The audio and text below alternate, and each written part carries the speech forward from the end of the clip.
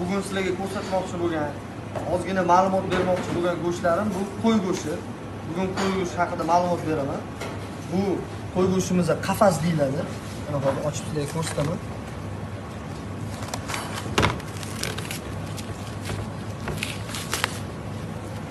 Qafas go'shtimiz mana bu qo'rg'a tarafi, mana bu taraf bo'lsa, mana bu yog'i biqin taraf. Bu bo'yin go'sht emas, biqin taraf.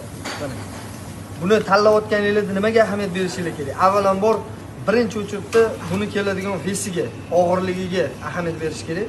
Bu butun kelganda mana butun kelganda ikkita bo'ladi. Mana bunday holatda turadi bu. Mana shunday holatda qo'y bo'ladi. Bu 17 kilodan 18 kilo, 16 kilo atrofida bo'ladi.